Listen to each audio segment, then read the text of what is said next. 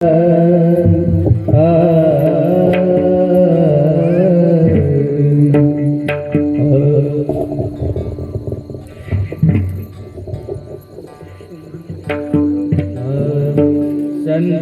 समागमे एकाकी संत समागमे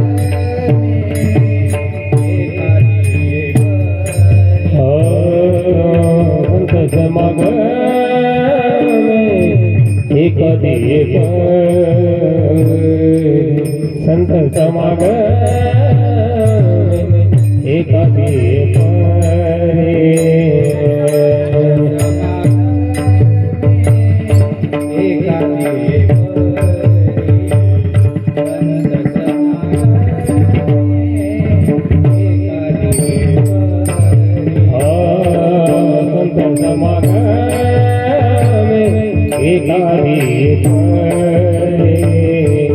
संत समागमे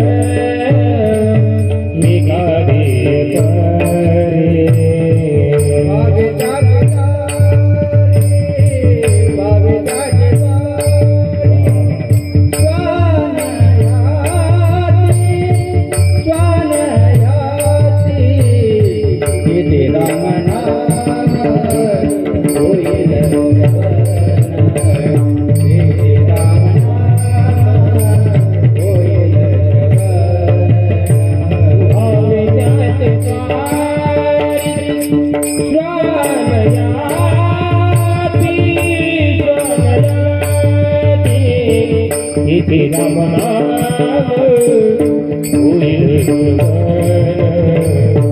इति राम नाम होईल संत समागम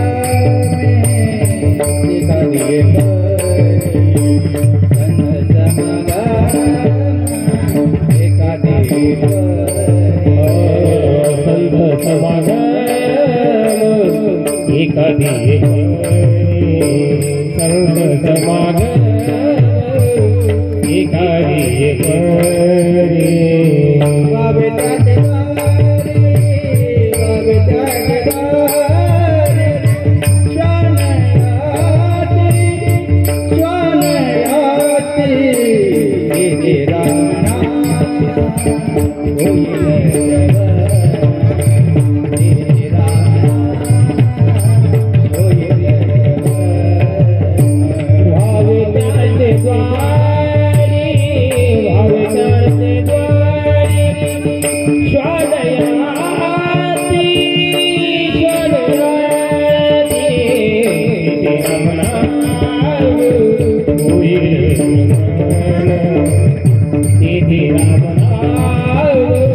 होईल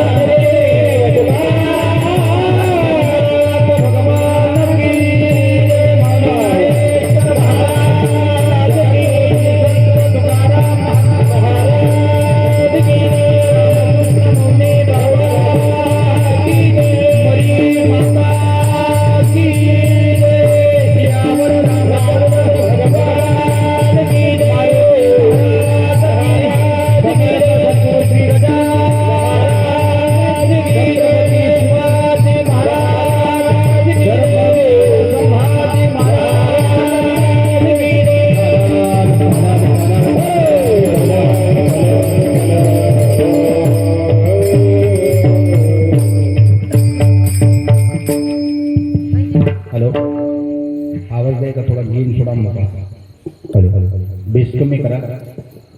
राम द्या थोडा आवाज. राम द्या थोडा गेन. हॅलो बेस कमी करा. हॅलो राम आवाज द्या आवाज. संत समागम एखादिये परी व्हावे त्याचे द्वारी श्वानयाती. तेथे राम नाम होईल श्रवण घडील भोजन उच्छिष्टाचे. कामारे बटीक सेवेचा सेवक दीनपणे रंकतेचे भले.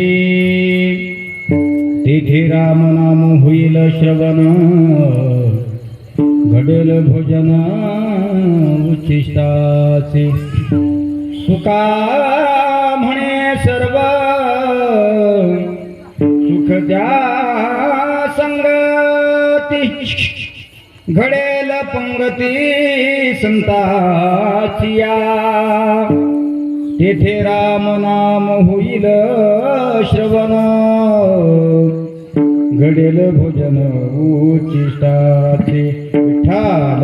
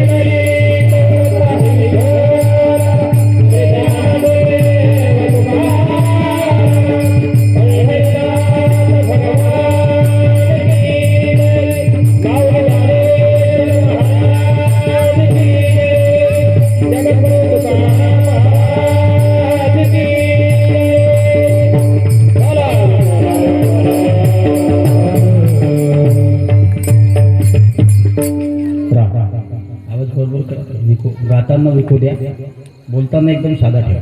राम द्या थोडा गेल थोडा. संत समागम एखादिये परी व्हावे त्याचे द्वारी श्वानयाती. तेथे राम नाम होईल श्रवण घडेल भोजन उच्छिष्टाचे. महायोग पीठे तटे भीमरथम वरं पुंडरीकाय धातुं मुनीन्द्रैः समागत्य तिष्ठन्तमानन्दकन्दं. परब्रह्मलिङ्गं भजे पालुरङ्गम्.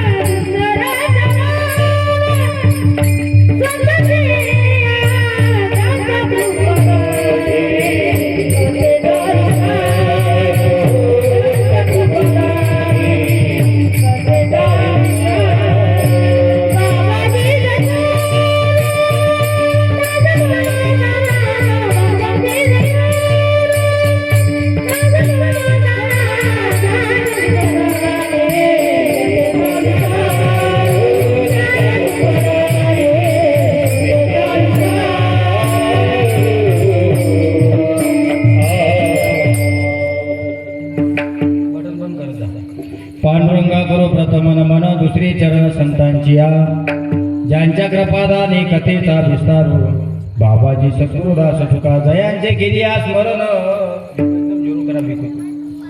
होय सकळ विद्यांचे अधिकरण तेचे बंधू श्री चरण श्री गुरूंचे ते नमस्कारो नियाता गजाननं ज्ञानमूर्तिं साक्षात प्रेम स्वरूपिणं गौरी शंकर दयामूर्तिं भास्कर वंदे पुनः पुनः नमो सद्गुरु तुकया ज्ञानदीपा नमो सद्गुरु सच्चिदानंद रूपा नमो सद्गुरु भक्त कल्याण मूर्ती नमो सद्गुरु भास्करा पूर्ण कीर्ती याचा झिरो करा झिरो आणि थोडा आवाज द्या हॅलो असा आता ट्रबल द्या करेक्ट राम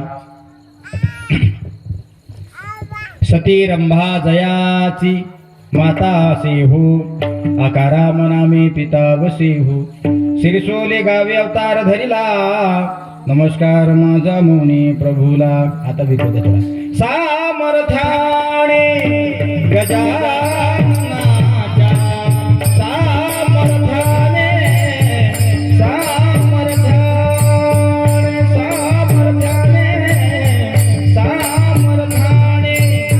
गजाननाच्या संकट जाईल माघारा गण गण गणात होते गण गण गणात होते गण गण गणात होते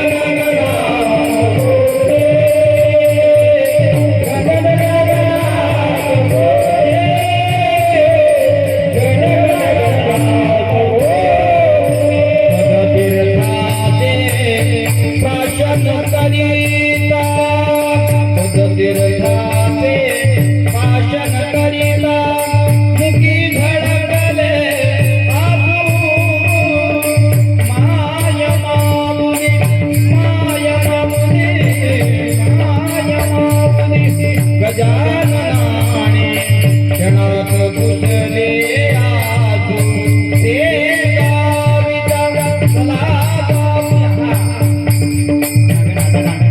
ते गावीच्या चला जाऊया आनंदाच्या माहेरा गण गण गणात होते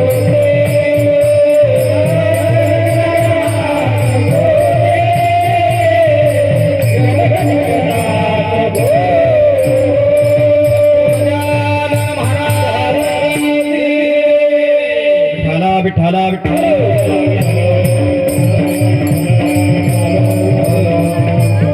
संत समागम एखादी परी व्हावे त्याचे द्वारी श्वानयाती तेथे राम नाम होईल श्रवण घडेल भोजन उच्चिष्टाचे उपस्थित वा प्रस्तुत प्राप्त प्रसंगी प्राप्तस्थळी निरोपणा करता निवडलेला अभंग वैराग्याचे मूर्तिमंत पुतळे संत श्रीमंत देहूचे सुप्रसिद्ध साधू जगद्गुरु श्रीमंत तुकोबाराय यांचा फार नाही पण 4 चरणाचा अभंग निरूपणा करता निवडलेला आहे. सज्जनांनो, कीर्तनाला प्रारंभ करण्या अगोदर अल्पसा परिहार तो असा. भानखेड तालुका चिखली जिल्हा बुलढाणा आपल्या या गावामध्ये गेल्या अनेक वर्षांपासून अखंड हरिनाम संकीर्तन ज्ञानयज्ञ तथा कीर्तन महोत्सव सप्ताह सोहळा आपण समस्त भानखेड ग्रामस्थ अथोनात प्रयत्नातून या ठिकाणी संपन्न करत असतो. त्यामध्ये सकाळी काकळा असेल, विष्णू सहस्त्रनाम असेल, दुपारी श्रीमद भागवत कथा, संध्याकाळी हरिपाठ आणि रात्री हरिकीर्तन असा आपला हा सप्ताहाचा दैनंदिन कार्यक्रमाची ही रूपरेषा आहे. आणि अनेक दिग्गज विद्वान महाराज मंडळींची, महाराष्ट्रातील प्रसिद्ध कीर्तनकारांची कीर्तन आपण या ठिकाणी ठेवली. अनेक कीर्तनं आपण या ठिकाणी ऐकली. आणि आज गेल्या 3 दिवसापासून हा कीर्तन महोत्सव सप्ताह या ठिकाणी चालू आहे आणि आज आपल्या सप्ताहाचा 4था दिवस आहे.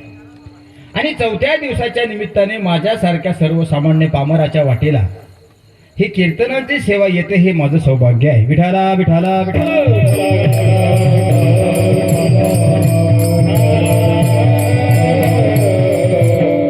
या ठिकाणी येण्याचं सौभाग्य ज्यांच्या प्रेमामुळे मला या ठिकाणी मिळालं, आमच्यावर नितांत प्रेम करणारे रक्ताळे परिवार, महाराष्ट्रातील प्रसिद्ध कीर्तनकार विनोद मूर्ती भानुदास महाराजजी रक्ताळे यांच्या व्यासपीठामध्ये नेतृत्वामध्ये आपण भागवत कथा ऐकता. आमचे शिवदास महाराज रक्ताळे असतील, आमचे वसुदेव महाराज रक्ताळे असतील, गोपाल महाराज रक्ताळे असतील, ऋषिकेश महाराज मादनकर असतील, ज्यांच्या मिसेस सुद्धा कीर्तनकार आहेत. रात्री आपण कीर्तन ऐकलं त्यांचं, तर सुंदर असं चिंतन मांडतात आणि सुंदर असे कीर्तन करतात. यशस्वी पुरुषाच्या मागं एक यशस्वी स्त्री असते. आता आपण पाहतो आता तो काही सांगून जास्त उपयोग नाही का. यशस्वी माणसाच्या पाठीमागे यशस्वी स्त्रीचा हात असला पाहिजे. माणसाला कैलास शिखर गाठायला वेळ लागत नाही, हा त्याचा सिद्धांत आहे. ऐका, आणि या सगळ्या मंडळीचं आमच्यावर नितांत प्रेम असल्यामुळे या ठिकाणी येण्याचं सौभाग्य मिळालं. आज कीर्तनाच्या साथीला आमच्या परमहंस रामकृष्ण मौनी बाबा संस्थानची छोटी छोटी आमची पिल्ल सुद्धा उपस्थित आहे. आमचा पुतण्या गोपाल महाराज डाकोरकर वाजवा टाळी. पुढे ऐका, आमच्या डाव्या बाजूला शिवदास महाराज रक्ताळे यांची चिरंजीव विवेक महाराज रक्ताळे वाजवा टाळी. आमच्या बाजूला देवपूर निवासी असणारे आमचे नंदुबू नरोटे यांचे चिरंजीव सोहम महाराज नरोटे वाजवा टाळी. ऐका, प्रत्येकाला असं वाटतं माझं पोरग हे गाणारं असलं पाहिजे, पण नशीब फुटकं असते मायबापांचं. ते गाणारं कमी पिणारं जास्त निघते बाबा.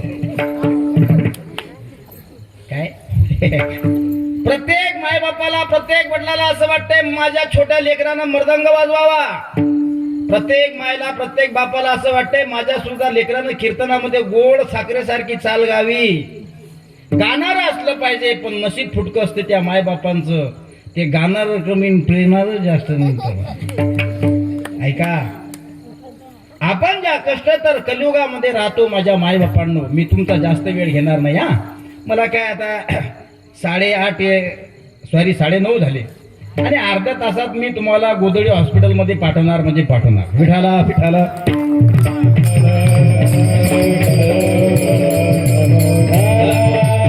प्रत्येकाला असं वाटतंय की आमच्या कुशीत चांगलं बाळ जन्माला आलं पाहिजे, त्याच्यासाठी संस्काराची फार गरज आहे. अजूनही वेळ निघून गेली नाही. तुम्ही जर तुमच्या मुला मुलींना योग्य दिशा आतापासून दाखवत असाल तर उद्या तुम्हाला स्वर्ग दाखवतील. नाही तर लक्षात ठेवा माझ्या मायबापांनो, तुम्हाला नरकात तुमचेच लेकरं घेऊन जातील. काळ्या दगडावरची पांढरी रेस आहे, हे पॉइंट नोट केला जाय. कारण संस्काराच्या अधीन होत चाललेली तरुण पिढी सोशल मीडियाच्या माध्यमातून आज बर्बाद होत चाललेली आहे. हे सांगायचं काम नाही. लहान बाळ जन्माला आलं की त्याला शिव्या शिकवण्याची गरज नाही. लहान बाळ जन्माला आलं की ते अशा शिव्या देते, अशा शिव्या देते. त्या कीर्तनात सांगत नसतात, नाही तर त्याही सांगितल्या असत्या. अशा शिव्या देते, अशा शिव्या देते माय, अशा शिव्या देते की 2 दिवस माणसाला भाकर गोड लागत नाही. एखाद्याला विचारलं का हो बाबा जेवण करून घ्या, का जेवत नाही तुम्ही? त्यांनी सांगितलं महाराज मी जेवलो असतो, पण शेजारच्या लेकरानं मला इतक्या खतरनाक शिव्या दिल्या की शिव्या ऐकूनच माझं पोट भरलं, जेवायची इच्छा शिल्लक राहिली नाही. माझ्या राजांनो, सांगायचं तात्पर्य एवढंच आहे, तुमच्या मुलाला शिवी शिकवण्याची गरज नाही. शिवी देऊन नाही, सर्व शिवी देऊन जर तो दुसऱ्याचं वाटोळं करत असेल आणि तुमचा प्रपंच नासका करत असेल तर मला असं वाटतं त्याला संस्कार द्या ना तुम्ही. द्या. महाराष्ट्रामध्ये सर्वांगिनी बाल संस्कार शिबिराचं आयोजन असतं. मी दरवर्षी सांगतो. भानखेडमध्ये हे माझं 3रं कीर्तन आहे. आणि तुम्ही म्हणसाल महाराज हे 3रं कसं काय? मी तुम्हाला खून सुद्धा सांगतो. पहिल्या वेळेस आलो होतो त्यावेळेस कोणीतरी आजी वारली होती. दुसऱ्या वेळेस आलो त्यावेळेस वरती कीर्तन होतं, मरणाचा पाऊस आला होता. म्हणजे जेथे जावे ते कपाळ सरीसे लाभतो विशेष संत संगे. मी म्हणतोय भानखेडशी माझं काही भांडण नाही बुवा, माझं काही भांडण नाही. पहिल्या वर्षी आलो आजी निजरामाला गेली, दुसऱ्या वर्षी आलो मरणाचा पाऊस आला, वरून चालू कीर्तन खाली आलं. नावीला ते कीर्तन मोडावं लागलं. मला असं वाटतं हे 3रं वर्ष माझं कीर्तनाचं आहे. मी देवाला एक विनंती करतो की आज कोणीतरी जाऊ देऊ नको म्हणजे झालं. काय तर म्हणतात मा काय दाढीला येऊ महाराज, हा गावात आला की पाणी काय येते, इजा काय येतात, कुणी जातं काय. सज्जनानो, विधीचं विधान आपण बदलू शकत नाही, तो निसर्ग आहे आणि ज्याचा मृत्यू आला त्याला जावंच लागणार आहे, हे विधीचं विधान आहे. विठाला विठाला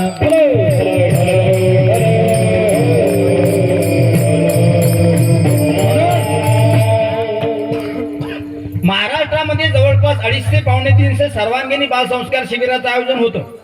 वारकरी संप्रदाय हा आधी अनादी कालापासून निर्माण झालेला संप्रदाय आहे आणि वारकरी संप्रदाय संपूर्ण विश्वामध्ये एकमेव पॉवरफुल सर्व शक्तिशाली संप्रदाय जर कोणता असेल बाबा तो वारकरी संप्रदाय. आणि या वारकरी संप्रदायामध्ये प्रत्येक जातीच्या, प्रत्येक धर्माच्या, प्रत्येक समाजाच्या लोकाला, मुलाला येण्याची परवानगी आहे. या रे लहान थोर याती फलते नारी नर न करवा विचार न लगे चिंता कवनाची. पुढे समजे खट नट यारे शुद्ध हो निजारे दौंडी पीठ विभावी चोखा मेळा टाळी वाजवावी. वा काय हुशार लोक आहे. गुढी उभारावी वाटही चालावी पंढरीची.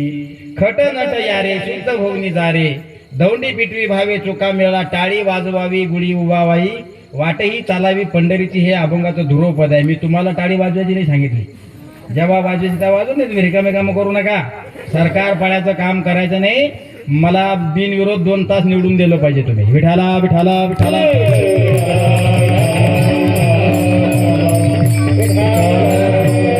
महाराष्ट्रामध्ये 250 ते 350 सर्वांगीण बाल संस्कार शिबिर होतात. आपल्या शेजारी असणारं तालुक्याचं ठिकाण मध्यवर्ती परमहंस रामकृष्ण मौनी बाबा. कोणाकोणाला माहित आहे मौनी बाबा संस्थान? सगळ्यांना माहित आहे. अरे भाग्यवान आहे तुम्ही भानखेड ग्रामस्थ. तुमच्या गावातली महिला मंडळीची दिंडी ज्या वेळेस आमच्या मठात आली त्यावेळेस तुमच्या गावातल्या महिला मंडळीनं पहिला नंबर आणला. बजावटारी पहिला नंबर आणला. पण ज्यावेळेस मृदंग टाळ विना घेण्याकरता 150 पावणे 200 महिला मंडळी असतात. आता इथं बोटाच्या कांडावर बोलण्यासारख्या दिसतात. त्या गेल्या कुठं मंडळ महिला? हा बाबा आता पापडाचं सीझन चालू आहे, साडव्या कुड्याचं सीझन चालू आहे, खारोड्याचं सीझन चालू आहे की नाही? हा बोलू नका. 150 पावणे 200 माता वर्ग आमच्या मौली बाबाच्या मठात येतात. सॉरी, आमच्या म्हटल्यापेक्षा आपल्या मठात येतात. आणि आपल्या गावातील भजन मंडळ, महिला भजन मंडळ हे प्रथम क्रमांक आणतात. मी माझ्या हाताने त्यांना मृदंगाचं बक्षीस बऱ्याच वेळा दिलं. आणि असलं पाहिजे. दिवसेंदिवस डुंबाळून हा परमार्थ वाढत गेला पाहिजे.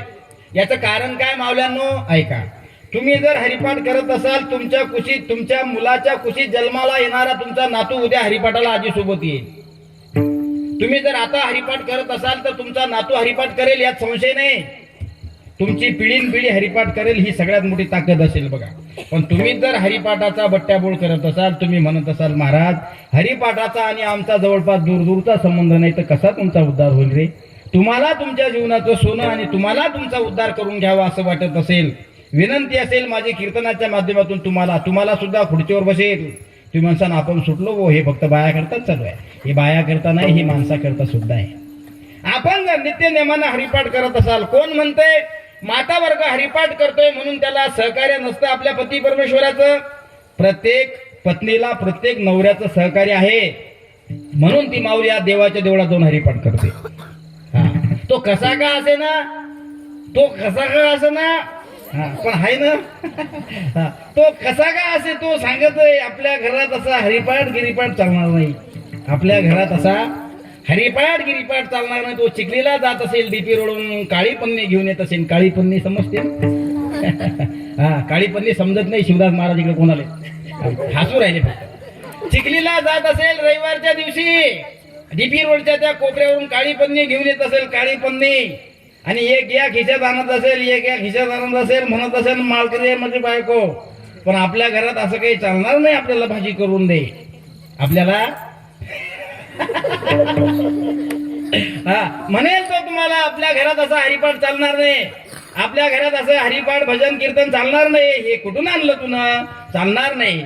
विनंती असेल माझी त्याच्या बायकोला विनंती असेल, तुमच्या घरचा बुवा जर डीपी रोडनं जाऊन काळी पन्नी घेऊन घरात येत असेल आणि तुम्हाला म्हणत असेल दररोज हरिपाठ करते पिंट्याची मम्मी, आपल्या घरात असा हरिपाठ चालणार नाही, ही घे काळी पन्नी मला भाजी करून दे, तुमचा हरिपाठ तुम्ही कधी सोडायचा नाही.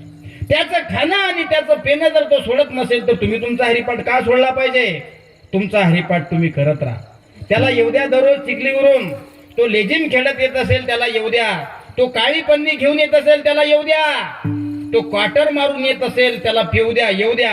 तुम्ही तुमचा हरिपाठ सोडायचा नाही. का सोडायचा नाही? अरे तो जर त्याचं व्यसन सोडायला तयार नसेल तर आपल्याला आपल्या ज्ञानोबा तुकोबाचं लागलेलं व्यसन आपण का सोडलं पाहिजे?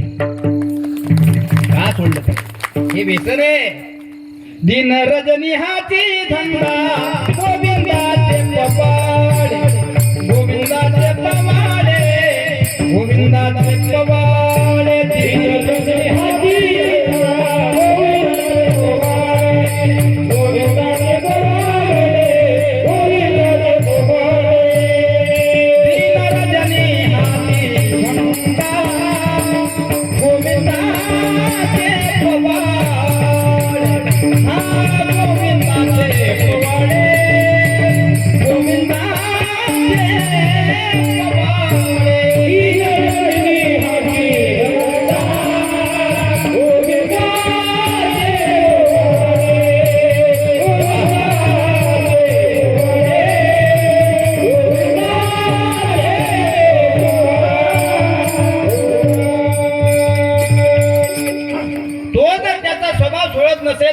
स्वभाव आहे आपल्या देवाचं गुणगान गाणं.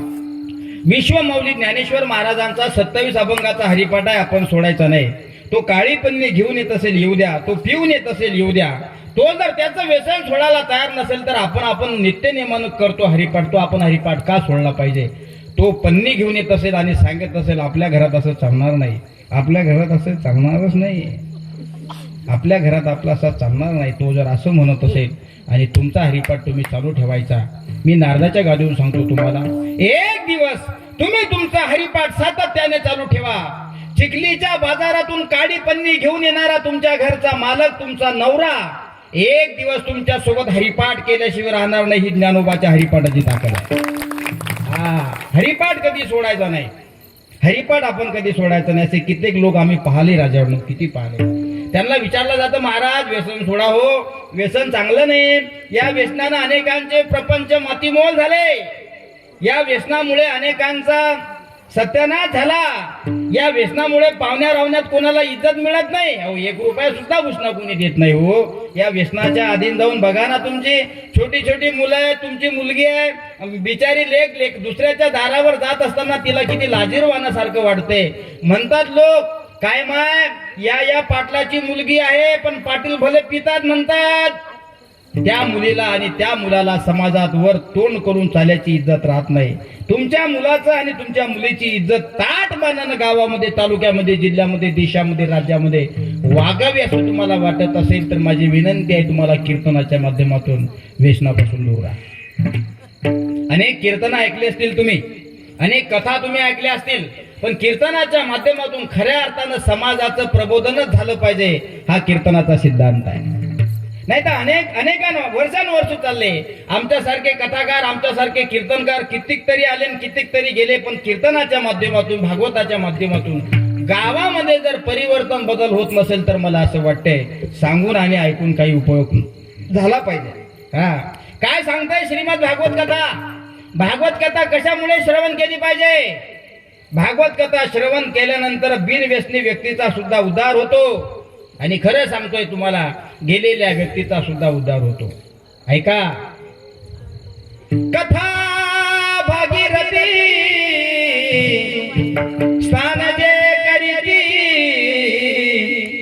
तयाचे उतरती पूर्वजते. कुणाचं प्रमाण आहे? संताचं प्रमाण आहे. कथा भागीरथी स्नान जे करती तयाचे उदरती पूर्वजते. जो ऐकतो त्याच्याकरता सांगितलेलं आहे. भानुदास महाराजांच्या अमृतवाणीतून आपण गेल्या 3 दिवसापासून श्रीमद भागवत कथा श्रवण करता माझ्या मायबापांनो. आज 4थ्या दिवसामध्ये आपण पदार्पण केलंय. ऐकणारा माणसाला 100% मोक्ष मिळतोय. पण पुढे ऐका, तुमच्या घराण्यातून जो निघून गेला, जो तुमचा पूर्वज होता, जो तुमचा अगोदरचा होता, ज्याने परमार्थ टिकून ठेवला, म्हणून आज तुम्ही कथेत कीर्तनामध्ये येऊन बसता. खरं सांगतोय तुम्हाला, तुमचा उद्धार तर होणारच आहे, पण जो गेला त्याचा सुद्धा उद्धार होणार आहे. तयाचे उद्धरती पूर्वजते. बघा, भागवत कथा श्रवण करण्याची किती ताकद आहे. तुमचा तर उद्धार होतोच, पण आपल्या पाठीमागे निघून गेले, ज्यांनी तुम्हाला योग्य दिशा दाखवली, ज्यांनी तुमची दशा बदलवली, ज्यांनी तुम्हाला सद्मार्गाचा सद्मार्ग दाखवला, भक्तीचा मार्ग दाखवला, ही लोक गेल्यानंतर सुद्धा यांचा उद्धार करून देणं तुमच्या हातात असेल. बघा, म्हणून भागवत कथा जीवनाचं सोनं करून देण्यासाठी आहे. 2 ग्रंथ सांगितले. कोणते कोणते? गीता, भागवत. आहे का काही पुरावा? आहे महाराज. गीता भागवत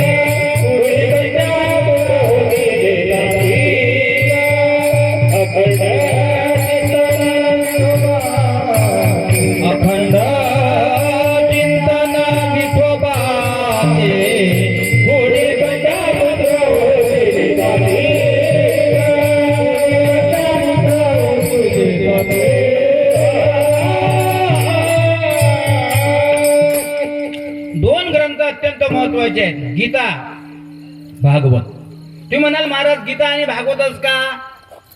गीता जगवण्याचं ज्ञान देते आणि भागवत मरण्याचं ज्ञान देते. म्हणून जगावं असं तुम्हाला वाटत असेल तर गीता ऐकून जगा, आणि मरायचं असेल तर नक्की भागवत ऐकून मरा. भागवत ऐकल्यानं काय होते माय? भागवत ऐकल्यानंतर मेलेला जिवंत माणूस आपोआप मरतो. तुम्ही म्हणाल महाराज असं कसं आहे? आम्ही तर जिवंत आहे. तुम्ही जिवंत जरी असले, काय झालं? परीक्षिती राजाला शुकाचार्य श्रीमद भागवत कथा ज्ञान सांगतायत. माणूस हा केव्हा देवा धर्माच्या नांदी लागतो? ज्या ज्या वेळेस माणसावर संकट येतो तेव्हा. खरं आहे का खोटं आहे? तुम्हाला जर ठोकर लागली अंधारामध्ये तर 4 वेळा बॅटरी घेऊन जाता तुम्ही. अंधारात ठोकर लागू द्या, तुमच्या घरच्या लोकांनी तुम्हाला किराणाचं सामान आणण्याकरता दुकानात पाठवू द्या. कर्म धर्म सुदैवानं वीज जाऊ द्या, लईन जाऊ द्या, आणि तुम्हाला ठोकर लागू द्या. तुम्हाला ठोकर लागल्यानंतर तुम्ही लगेच घरी पळत जाता. खरंच तुम्हाला ठोकरच लागली का नागोबानं दणका दिला ही शंका तुमच्या मनात निर्माण होते. सांगायचं तात्पर्य एवढंच आहे, तुम्हाला रिअल मध्ये ठोकर लागली पण तुम्ही घाबरता. कशा करता? मरणा करता. प्रत्येक जण मरणा करता घाबरते. प्रत्येकाला असं वाटते माझ्याकडे गाडी असली पाहिजे गावात नंबर 1 ची, माझ्याकडे बंगला असला पाहिजे गावात नंबर 1 चा, सत्ता सुद्धा माझीच असली पाहिजे, गावाला लागून गावाच्या गावकरीपासून चिखलीच्या बसस्टँड पर्यंत जी जमीन आहे ती पट्ट्याचीच असली पाहिजे. हे सगळं सगळं सगळं त्याला असं वाटतंय की हे माझं असलं पाहिजे, पण मला मरण लवकर आलं पाहिजे असा बोट वरून करून दाखवणारा माणूस दाखवा. आहे का? कोणी सांगितलं नाही मी गावचा जहागीरदार आहे पण मला लवकर मरण आलं पाहिजे? आहे का कोणी असा? नाही देवा. तो औषधाला सुद्धा सापडत नाही. का सापडत नाही? आपण मरायला फार घाबरतो. मरायला घाबरतो. आपण घाबरतो की नाही आजीमाय? खूप घाबरतो मरायला, पण मरावं लागते की नाही? आपली डेट ठरलेली आहे, आपली तारीख ठरलेली आहे. तुम्हाला असं वाटत असेल मी 2025 मध्ये जाणार नाही, 2100 मध्ये जा, पण जावं लागलच. ते तरी बरं आहे आपल्याला की देवानं तुम्हाला जन्माला घातलं पण तुमच्या मरणाची तारीख फिक्स करून नाही पाठवलं. जर आपल्याला आपल्या मरणाची तारीख फिक्स करून पाठवलं असतं तर चेहऱ्यावर 12:30 केव्हाच वाजले असते. काय सांगू रामभाऊ तुला, काल त्या श्यामभाऊचा नंबर होता, आली म्हणे 30 तारीख, आता ती आपलीच आहे. कशी काय रे? मी जन्माला या तारखेला आलो आणि मरणाची तारीख सुद्धा देवानं समोरच्या कागदावर जन्माची तारीख पाठवली आणि मागच्या साईडला माझी मरणाची तारीख 30 मे आहे म्हणे, ती तारीख फिक्स आहे म्हणे. मला सांगा, अशी मरणाची तारीख स्टॅम्प पेपरवर लिहून जर देवानं खाली पाठवली असती तर मला असं वाटते कोणी सुखानं राहिलं नसतं, सगळ्याच्या चेहऱ्यावर 12:30 राहिले असते. बाबा त्याला सकाळी तोंडही धुतलं नसतं. हो, सकाळी त्यानं तोंड धुतलं नसतं, चांगले कोरे करकरीत कपडे घातले नसते, सोन्या चांद्याचा पैशाचा त्याच्यापासून दूर दूरचा संबंध नसता, तो लेकरा बाकराशी, बायकोशी, नातेवाईकाशी, इष्टाशी, आपतष्टाशी, मित्राशी, गंगोताशी प्रेमानं बोलला नसता. काय कारण? जन्माला आलो पहिल्या पानावर आणि मरणार आहे दुसऱ्या पानावर. म्हणून मला एवढं सांगा, या कष्टोत्तर कलियुगामध्ये राहणाऱ्या प्रत्येक माणसाला त्याच्या मरणाची तारीख माहीत आहे का? तुम्हाला तुमच्या मरणाची तारीख माहिती व्हावी असं वाटत असेल तर तुम्हाला मित्र चांगला करावा लागेल. आणि मित्र जर चांगला करावा असं वाटत असेल, तो हलका फुलका मित्र नसला पाहिजे. ज्याला कोणी तंबाखूला चुना देत नाही, तो मित्र करून काही फायदा. महाराज तुम्ही असं कसं म्हणता? माझा मित्र फार कामाचा आहे म्हणे. कसा काय? तो क्वार्टर आणते म्हणे, मी पाणी आणतो म्हणे, आम्ही दोघा मिळून शिशी फोडतो म्हणे, एकमेकात थोडी थोडी हाणतो म्हणे. हे मित्र आहेत का? हा मित्र त्याचंही वाटोळं करतो आणि तो मित्र दुसऱ्याचंही वाटोळं करतो. ज्याच्या तंबाखूला लावायला कोणी चुना देत नाही महाराज, अशाशी मित्रता करून काय फायदा आहे? मित्रता जर तुम्हाला करावी असं वाटत असेल, ज्याला मरणाची तारीख माहित आहे, कोण आहेत ते मित्र?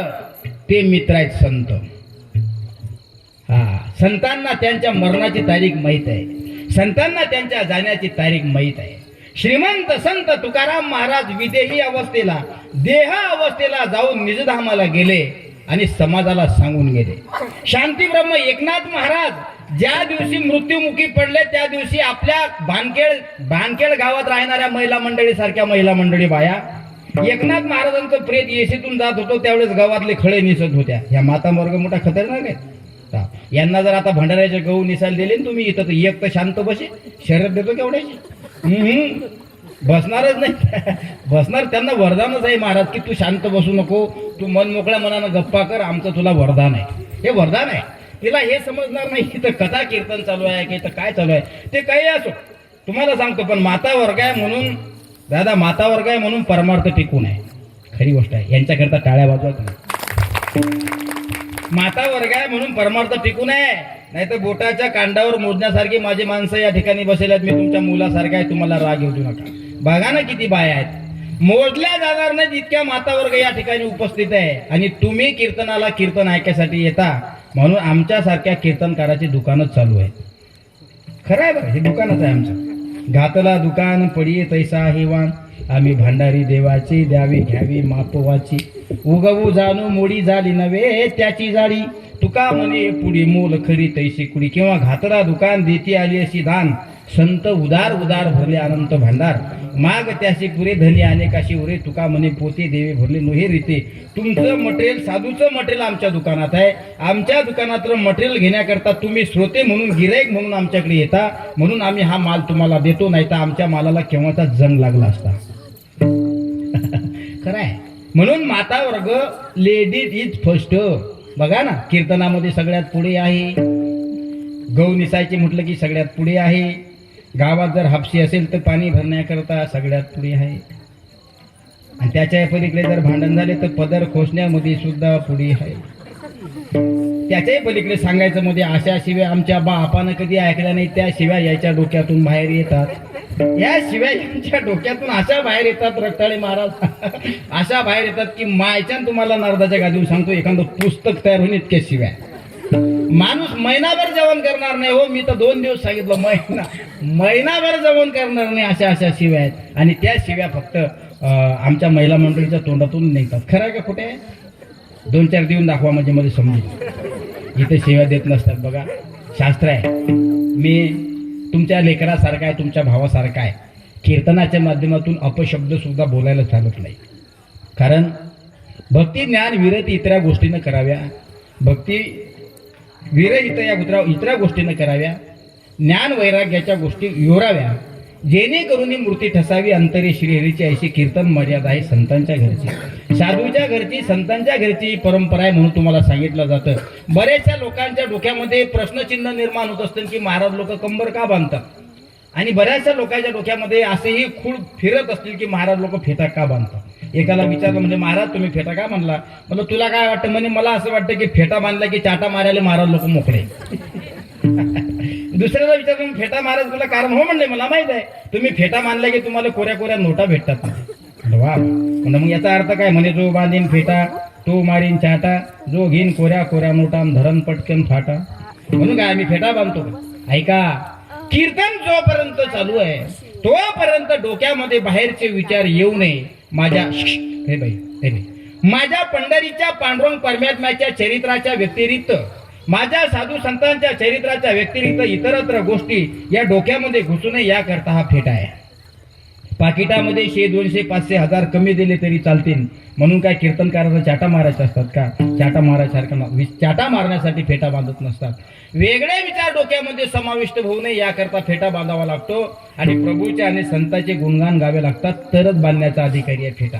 दुसरी गोष्ट, कंबर का बांधली पाहिजे? ऐका आता, कंबर का बांधली पाहिजे? तसं महाराजला कीर्तन केल्या जात नाही का? महाराज केल्या जातं. महाराज लोक अंगावर पांढरे वस्त्र का परिधान करतात? ऐका, श्रेयो हि ज्ञानाभ्यासा ज्ञाना ध्यान विशेषजे, ध्यानात कर्म फल त्यागम त्यागा शांती निरंतरम. त्यागाचं प्रतीक पांढरे कपडे आहे आणि संन्यासाचं प्रतीक भगवे कपडे आहेत. विठाला विठाला विठाला विठाला.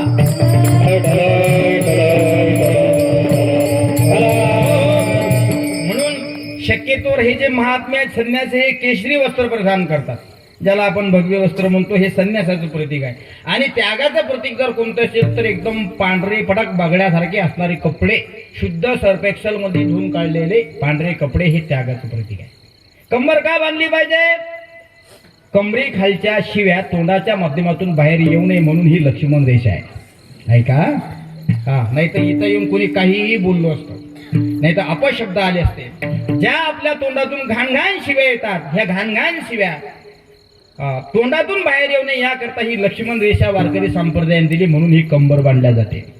हा, आलं तुमच्या लक्षात? आणि ह्या ठिकाणी बोलल्या जाणारा प्रत्येक विषय हा विचार करून बोलता आला पाहिजे.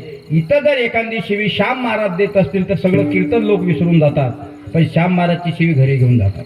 हे बघ, आजचे महाराज होते शिव्या देत होते कीर्तनात, मोठं खराब काम आहे त्यांचं. अरे महाराजांना अभंग कोणता घेतला होता आपल्याला माहित नाही, महाराज कीर्तनात काय बोलले तेही आपल्याला माहित नाही. मग महाराज काय बोलले कीर्तनात? महाराजांना शिवी दिली बरं. 100 कामं तुम्ही चांगले करा, 100 वक्तव्य तुम्ही समाजाला चांगले द्या. हा समाज ते 100 असणारे वक्तव्य घेऊन जाणार नाही, पण त्या 100च्या पाठीवर 101 क्रमांकाचं वक्तव्य टाका. हा समाज शेवटपर्यंत ते विसरल्याशिवाय राहणार नाही. उद्या सांगतील रक्ताडे महाराज लोकांना की त्यांना उद्या गावात बोलवायचं. कशामुळे? फक्त एका शेवीमुळे. म्हणून वाचा वापरत असताना सुद्धा विचार करूनच वापरली पाहिजे. विठाला विठाला विठाला.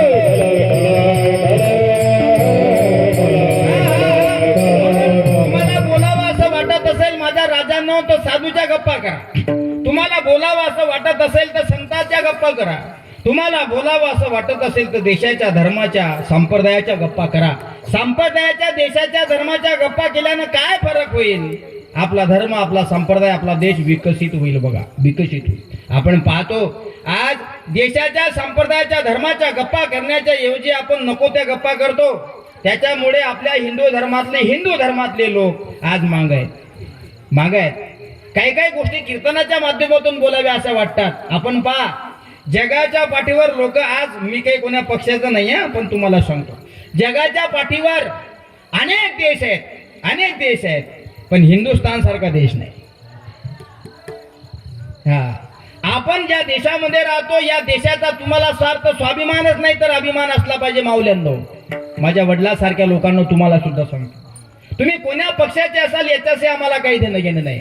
मी कोण्या पक्षाचा याचं सुद्धा मला काही देणं घेणं नाही.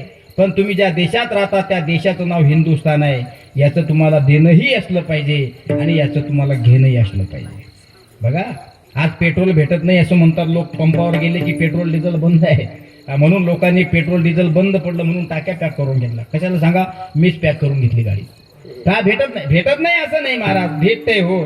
पण कोणीतरी तुमच्या डोक्यामध्ये देशाविषयी, देशातल्या कारभारणीविषयी भूत घालून दिला म्हणून तोच खोळंबून असलेला भूत तुम्ही समाजाच्या पुढे मांडत जाता. मी खरं सांगतोय तुम्हाला, मी काही बीजेपी पक्षाचं नाही, मी काही राष्ट्रवादीचं नाही, मी काही काँग्रेसचं नाही. आमचा एकच पक्ष, ज्ञानोबा तुकाराम आणि संध्याकाळी गुलाबजाम.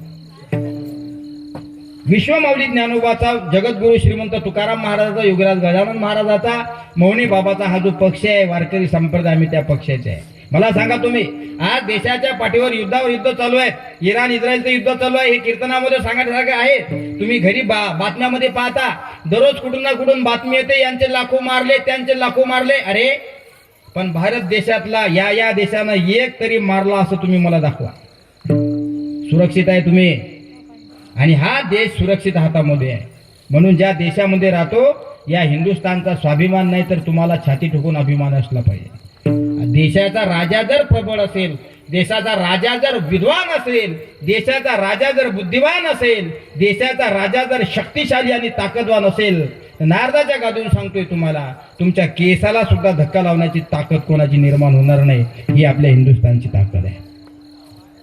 पण आपण काय करतो आजकाल परिस्थिती कशी झाली? दादा मांडी मारून बसा. विठाला विठाला विठाला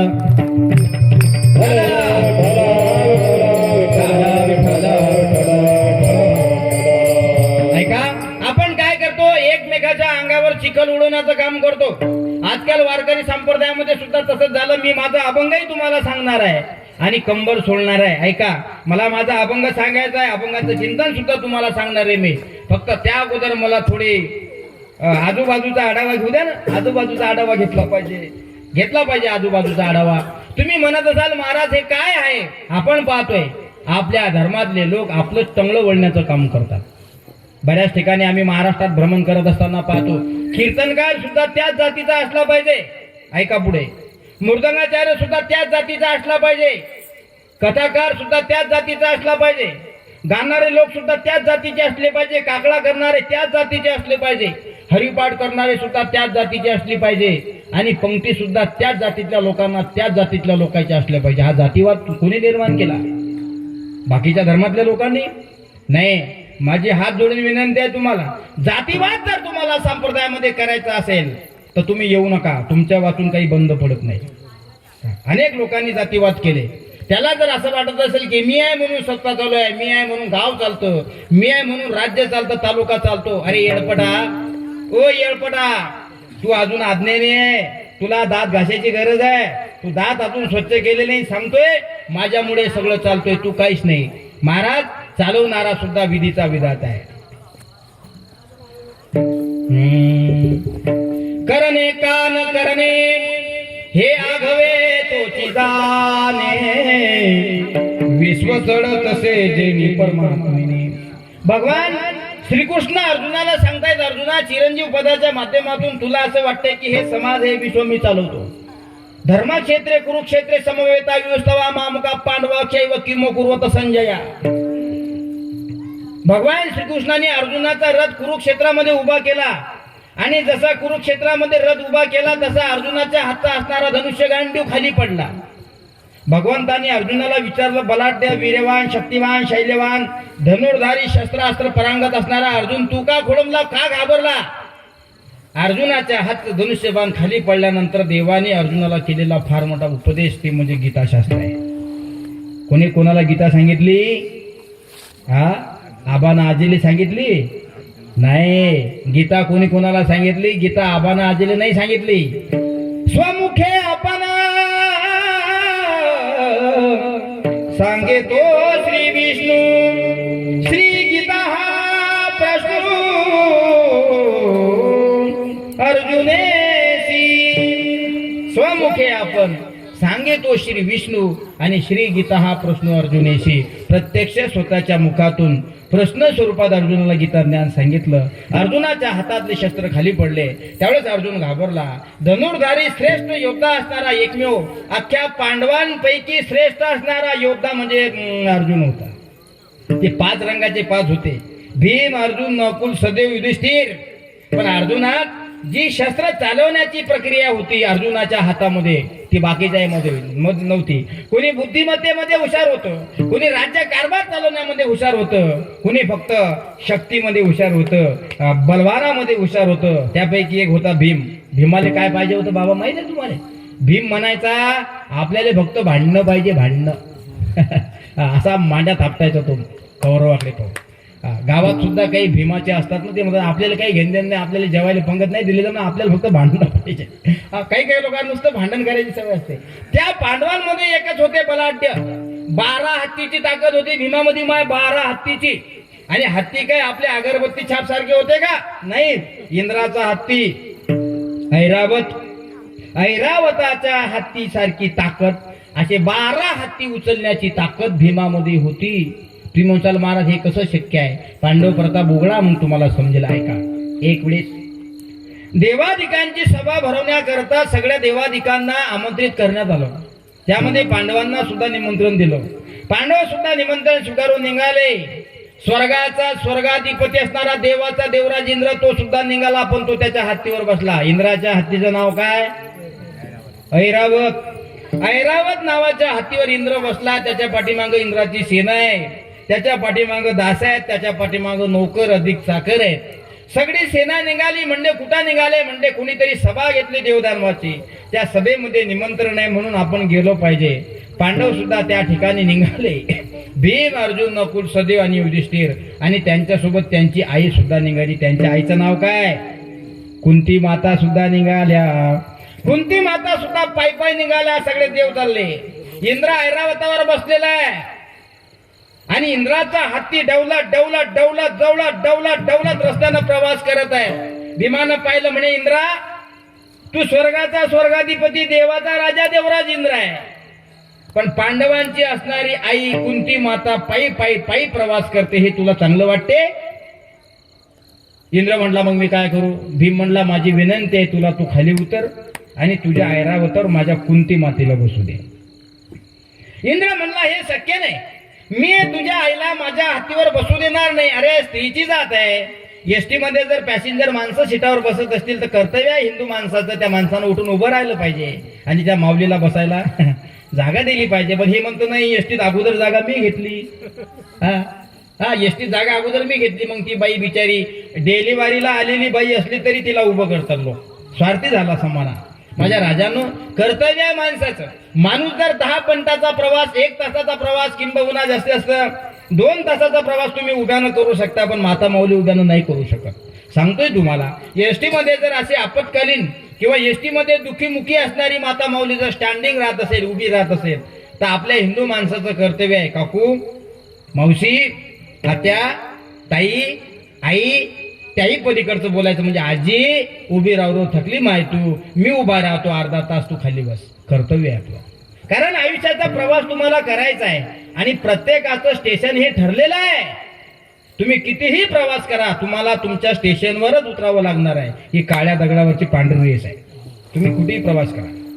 एसटीचा प्रवास जसा प्रवासासाठी सुलभ करून दिला, तसा मृत्यूचा प्रवास सुद्धा प्रत्येकासाठी सरळ आणि सोपा आहे. तुमचं स्टेशन आलं, काही लोकांचं मागच्या वर्षी आलं, काही लोकांचं आता एवढ्यात आलं, काही लोकांचं उद्या, परवा, तिरवा. 100% ठरलेला आहे. अरे राजा रावणाचा प्रवास जर थांबला तर आपण पानाला काट लावणारे लोक किती दिवस राहणार आहे? आलं का तुमच्या लक्षात? हा प्रवास आहे. म्हणून भीमदादाने विनंती केली, इंद्रदेव, माझी हात जोडून तुम्हाला विनंती आहे, माझी कुंती माता या सभेमध्ये पाय पाय चालते, माझी विनंती आहे तुम्हाला, तुम्ही खाली उतरावर मातेला वर बसू द्यावं.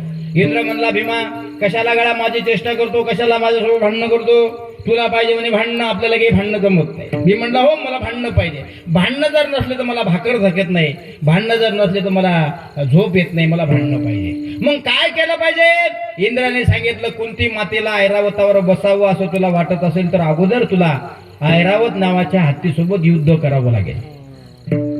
आता कसं शक्य आहे? ऐरावतासोबत तुला युद्ध करावं लागेल. भीम म्हणला, हे तर आपल्या चुटकीचा खेळ आहे. असे किती पाय देतो हत्ती, असा काढतो की नाही? इंद्राला इंद्राच्या हत्तीचा शक्तीचा अनुभव माहित होता की तो हत्ती सहजासहजी कोणाच्या ताब्यात येत नव्हता. खरं सांगू तुम्हाला, आईसाठी स्वतःचा जीव पणाला लावणारा भीम आहे. आईसाठी. कारण भीमाला चांगलं वाटत नव्हतं. आपण पंडूचे पंडुपुत्र आहे, 5 पांडव आहे, 100 कौरवांना हलवण्याची ताकद आणि योग्यता आपल्यामध्ये. पण आपली माय जर पाय पाय चालत असेल तर तुमच्या पांडवपणाला धिक्कार असला पाहिजे असं भीमाला वाटायचं. मग काय केलं पाहिजे ऐरावतावर बसण्याकरता? इंद्राने सांगितलं, याला तुम्हाला हत्तीसोबत युद्ध करावं लागेल. झालंय महाराज युद्ध चालू. असं खतरनाक युद्ध चालू झालं, युद्ध चालू झालंय. पण भीमाला सुद्धा त्याचे डावपेच माहित होते त्या हत्तीचे. इंद्राच्या हत्तीचे डावपेच भीमाला माहित होते. भीमानं छोटं रूप धारण केलं. छोटं, इतकं छोटं, इतकं छोटं, इतकं छोटं. 12 हत्तीची ताकद त्या एकट्या हत्तीमध्ये होती. ऐरावत होता तो, सामान्य हत्ती नव्हता तो, आपल्यासारखा ढेप खाणारा. हा, त्याची चांगले पालन पोषण करण्याची तयारी होती. हजारो सैनिक त्याच्या सेवेमध्ये लावून दिलेले होते इंद्रदेवाने. मग छोटं रूप धारण केलं. अगोदर त्या ऐरावताला भीमानं खूप दमवलं. या पायातून जायचा, त्या पायातून निघायचा, त्या पायातून जायचा, या पायातून जायचा, या पायातून निघायचा, करता करता हत्ती फुसकारा टाकायला लागला. आणि हाती फुसकारा टाकायला लागला. भीमाला समजलं ऐरावत आता थकला. जसा ऐरावताची शक्ती पकडली आणि गरा गरा गरा गरा गरा गरा गरा गरा फिरवला आणि आपल्या पाठीवर टाकला. कोण? भीमानं. 12 हत्तीचं बळ त्या भीमाच्या अंगामध्ये होतो. त्याला फक्त भांडणं पाहिजेत होते. तसे गावात सुद्धा काही लोक असतात भीमाच्या जातीचे, त्यांना घेणं देणं काही नसतं. सत्ता कोणीकडे चालू आहे हे काही माहित नाही. वर्गणी त्याची सगळ्यात जास्त असते 11 रुपये. सगळ्यात जास्त वर्गणी त्याची असते 11 रुपये. तो 11 रुपये देतो, घरातले 11 लोक घेऊन येतो. सगळं झाल्यानंतर नैवेद्य स्वयंपाक सुद्धा घरी घेऊन जातो. सप्ताह झाला की हिशोब विचारायला पुन्हा येतो. किती रुपये? 11 रुपये. ध्यानात ठेवले पाहिजे असे लोक. मी तुम्हाला विनंती करतो की असे 11, 51 देणारे, 21 देणारे यांचं मोठं बोर्ड बनवा महाराज आणि गावातल्या चौकात लावा. गावातल्या चौकात यांचं बोर्ड लावलं पाहिजे. किती मोठी देणगी दिली, एवढ्या देणगीत तर सगळं गाव उलट होतं. आहे का नाही? असे काही लोक असतात. काही लोक नास्तिक असतात, काही लोक आस्तिक असतात, काही लोक नास्तिकही नसतात, काही लोक आस्तिकही नसतात. काही लोक फक्त त्यांना त्यांचं फक्त घेणं असतं. काही लोक म्हणतात जाऊ द्या, कोणी काही करतं करू द्या, आम्हाला त्याच्याशी काही घेणं नाही, आम्ही आमचा परमार्थ सोडत नाही. माझ्या राजांनो, आपला परमार्थ सुद्धा या लोकांसारखा असला पाहिजे. कोणाचं देणं घेणं नसलं पाहिजे तुम्हाला. कोणी युक्तिवाद करताय, कोणी जातीवाद करताय, करू द्या. करत असतील ते लोक, ते त्यांचा धर्म कधी सोडत नाहीत. सांगतोय तुम्हाला नारदाच्या गादीवरून, तुम्ही आमच्या साधूच्या संगतीत या. आमचे साधू तुम्हाला धर्म शिकल्याशिवाय राहत नाही. ही ताकद आहे. म्हणून श्रीमंत तुकाराम महाराज म्हणतात, एखादी परी संत समागम, एखादी परी विठाला विठाला विठाला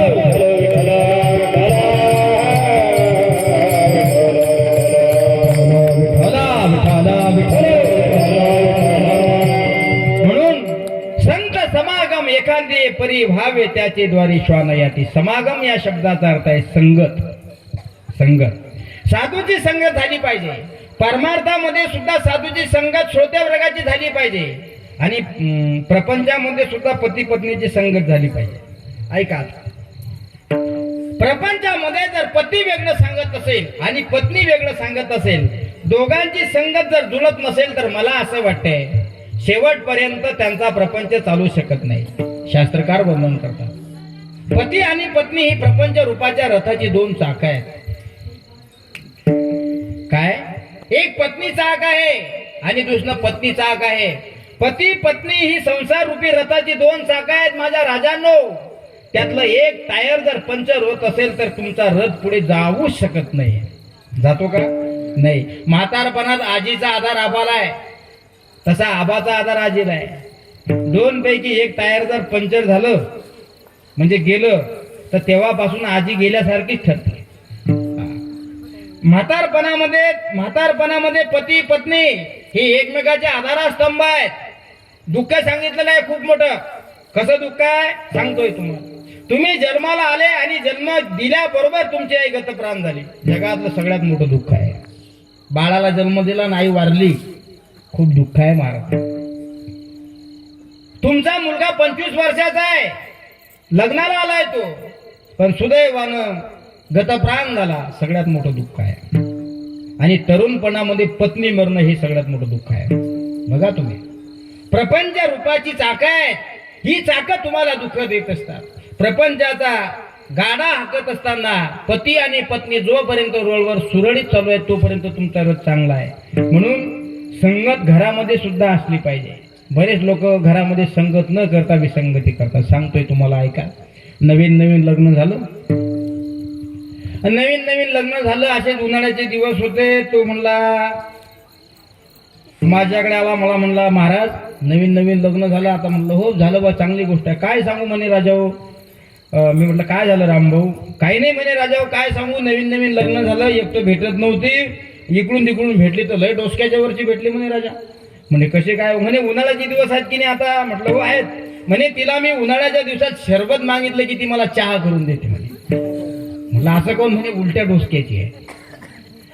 उन्हाळ्याच्या दिवसात माणूस शेतातून काम करून आला, तिला शरबत मागितलं की ती चहा देते म्हणे, तिला चहा मागितला की ती शरबत देते म्हणे. तिला जर म्हटलं मला वाटलंच ते विठाला विठाला विठाला थांबव रे थांबव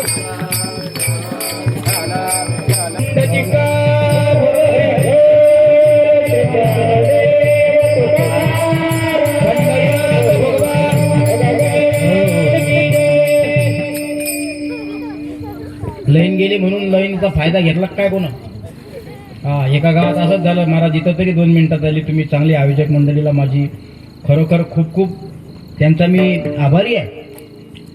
आली हो, कारण मला वाटलं की आता 2 वर्षात काही ना काही झालं. पहिल्या वर्षात म्हातारी गेली, दुसऱ्या वर्षात पाणी आला आणि तिसऱ्या वर्षात काही ना काही दुष्काळात 13 महिना असंच तो. म्हणून ती लाईन गेली आणि ती रोज जात नशीन आजच गेली. काही ना काही पाहिजे, कारण काही काही महाराज लोक लय खतरनाक असतात. एका गावात आम्ही एकाच्या घरी फेटा बांधण्याकरता गेलो. नेमकाच घरात पाय टाकला आणि गेली ना आजी लाईन गेली. ती डबल आलीच नाही. त्या बुवानं सांगितलं आजपासून महाराज आमच्या घरात आला नाही पाहिजे. म्हटलं का? म्हणजे महाराजचा पाय घरात पडल्याबरोबर लाईन गेली, ती डबल आलीच नाही. महाराजचा पाय पडला म्हणून गेली का? ती जाणारच होती. पण आपला भ्रम, आपले वैयक्तिक विचार फार खतरनाक असतात. ऐका, रामभाऊचं नवीन लग्न झालं. रामभाऊ म्हटलं का रे बाबा, नवीन लग्न झालं, खुश असायला पाहिजे. काय सांगू म्हणे महाराज, फार डोकंदुखी भेटली. उन्हाळ्याच्या दिवसात थकून बागून आलो म्हणे. शरबत मागितलं की चहा देते आणि चहा मागितलं की शरबत देते. तिला जर म्हटलं म्हणे की आज ठेचा भाकर कर, म्हणजे नाही, ठेचा भाकर खात असतात का कुठं? पाहिली का तुमच्या बापानं? मग आज गुलाबजामुन केले पाहिजे. उलटी होती उलटी होती.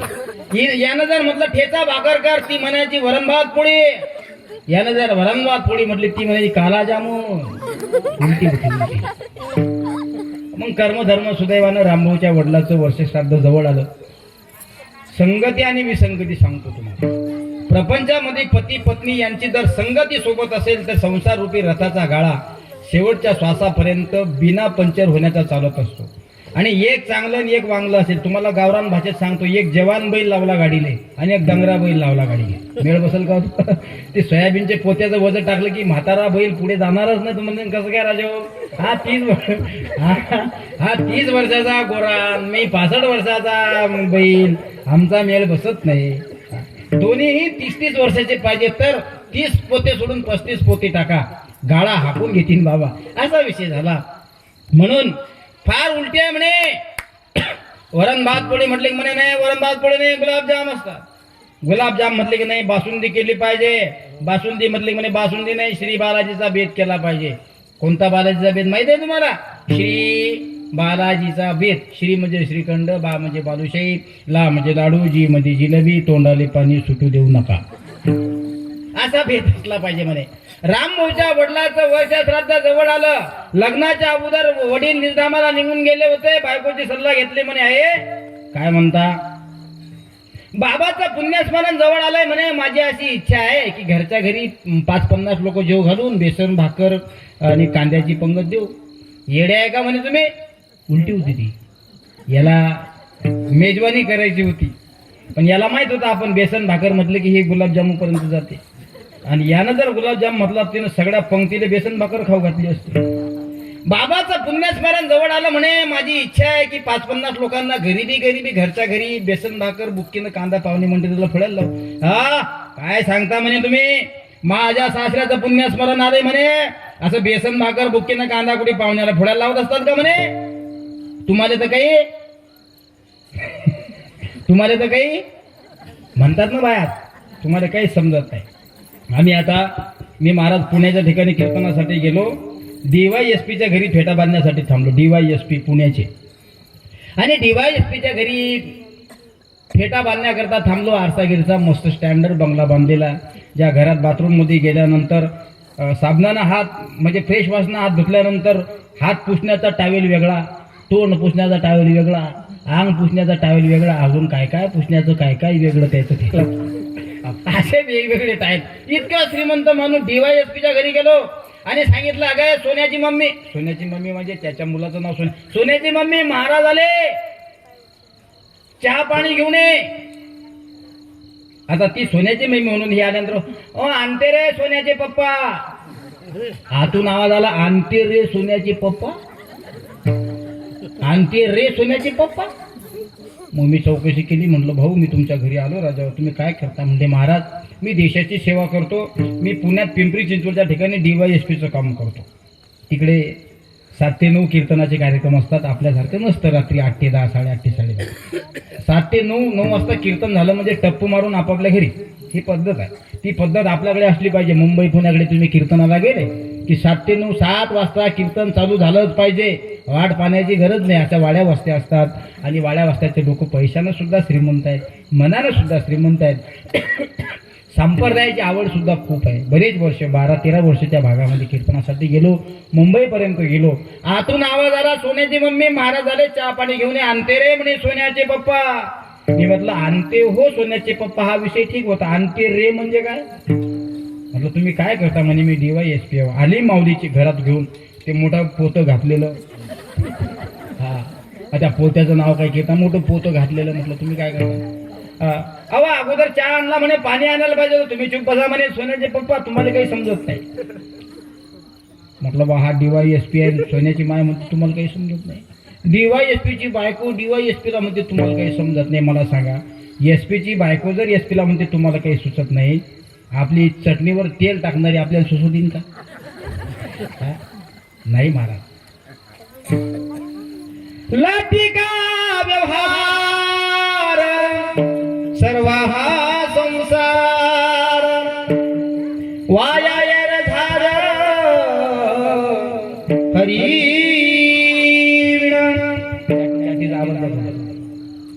लटिका व्यवहार सर्व हा संसार, वाया झार हरिवीण. ज्याच्या डोक्यामध्ये हरीचे संप्रदायाचे विचार आहे त्याची संगत अत्यंत सुरळीत आहे. ज्याच्या डोक्यात हरी नाही, ज्याच्या डोक्यात कीर्तन नाही, ज्याच्या डोक्यात हरिपाठ नाही, त्याचा गाडा डग मारत चाललेला आहे, डग मारत चाललेला आहे. म्हणून मोठ्या मोठ्यांच्या घरचे लोक म्हणतात तुम्हाला काही समजत नाही. तशी रामभाऊची बायको सुद्धा रामभाऊला म्हणू लागली, माझ्या सासऱ्याचं पुण्यस्मरण जवळ आलं म्हणे, तुम्ही म्हणता बेसन भाकर केली पाहिजे, तुम्हाला काही समजत नाही म्हणे. मग आवाज श्री बालाजीचा बेत केला पाहिजे. याला सुद्धा तेच करायचं होतं, ती उलटी होती. सुदैवानं तारीख जवळ आली बाबाच्या पुण्यस्मरणाची. चांगली मेजवानी बनवली, फार सुंदर मेजवानी बनवली. या गावचे पाहुणे, त्या गावचे पाहुणे, आप्तष्ट मित्र सख्खे सोयरे, सगळा परिवार, समाजातले लोक, जातीतले लोक, गावातले मित्राचे संबंधाचे सगळे लोक जेवणाकरता आले. पंक्तीवर पंक्ती बसल्या. धावणारे लोक सुद्धा रामभाऊनं जेवणाकरता बोलावले होते. आता पंक्तीवर पंक्ती जेवून उठल्या. हा म्हणला अगं गडबड करू नको, ह्या सगळ्या पत्राला मी उचलून नदीमध्ये नेऊन टाकतो. ती म्हणली अजिबात हात लावायचा नाही, पत्रवाड्या मी उचलीन. उलटी होती ती, हाय का? उलटी होती. तुम्ही पत्रावळ्या उचल्याच नाही, तुम्हाला तर काही समजत नाही. अगं राहू दे तू, ही माणसाची काम आहेत पत्रवाळ्या उचलण्याची, मी नदीमध्ये नेऊन टाकतो. ते म्हटले नाही, तुम्ही पत्रवाळीला हात लावायचा नाही, पत्रवाळा मी नेणार. उचलल्या तिनं पत्रवाळ्या. हा हुशार होता, वैतागेल होता, कावेल होता, तिला काही समजत नव्हतं. डोक्याच्या वरची होती, उलटी होती. यांजर म्हटलं नाही, ती म्हणायची हो. यांजर म्हटलं हो, ती म्हणायची नाही. तुम्हाला काही समजेल. उतरल्या पत्रवाळ्या. कुठं चालली? नदीवर जाशील नाही तर? नाही म्हणे, नदीवरच जाईन. उलटी होती ती. गेली पत्रवाळ्या घेऊन. रामभाऊ म्हणला टोंगळ्यावर पाण्यात जाय. नाही म्हणे, छात्या एवढ्या पाण्यात जाईल. अगं छात्या एवढ्या पाण्यात जाशील. गेलो तिच्या नाका तोंडात पाणी, गेली वाहून. उलटी होती ती. वाहून गेली ती. आले रामभाऊ पडत, बायको गेली वाहून, बायको गेली वाहून, बायको गेली वाहून. पंगत राहिली पंक्तीच्या ठिकाणी, पाहुणे राहिले पाहुणे रावण्याच्या ठिकाणी. रामभाऊच्या चेहऱ्यावर उदासीनता दिसत होती. त्याला माझ्यासारख्या महाराजांनी विचारलं काय झालं रामभाऊ? म्हणे महाराज बायको उलटी भेटली. तिला सांगितलं पत्राला मी नेऊन टाकतो म्हणे. नाही म्हणे मी नेतो. तिला म्हटलं टोंगळ्यावर पाण्यात जाशील. छात्यावर पाण्यात गेली. छात्यावर पाण्यात जाऊ नको असं म्हटलं म्हणे. गेलं नाका तोंडात पाणी, गेले म्हणे वाहून. मग तुम्ही कुठे चालले रामभाऊ? मी चाललो म्हणे तिला वर पाहायला. नदी खाली वाहत होती, रामभाऊ वर पाहायला गेले. लोक म्हणले रामभाऊ तुमची बायको वाहून गेली ना, मग ती खाली गेली असेल. रामभाऊ म्हणले माझी बायको मी ओळखतो तिला, ती खाली जाऊ शकत नाही. म्हणे का? म्हणे ती उलटी होती. दृष्टांत संपला. प्रपंचामध्ये जर संगत नवरा बायकोची योग्य असेल तर तुमचा गाडा अग्निदहानपर्यंत चांगला चालतो. आणि एक येल आणि दुसरा बेल म्हणत असेल तर ते मंदात टायर पंक्चर झाल्याशिवाय राहत नाही. महाराज असं म्हणतायत, तुम्हाला जर संसाराचा गाडा सुरळीत चालावा असं वाटत असेल तर पती पत्नीचा समन्वय असणं अत्यंत महत्वाचं आहे. परमार्थामध्ये सरळ गाडा चालावा असं तुम्हाला वाटत असेल तर साधूची संगत अत्यंत महत्वाची आहे. किती महत्वाची आहे? जीवनामध्ये जन्माला येऊन मरेपर्यंत एकदा तरी साधूची संगत झाली पाहिजे. तुकाराम महाराज अभंगाच्या पहिल्या चरणात सांगतात,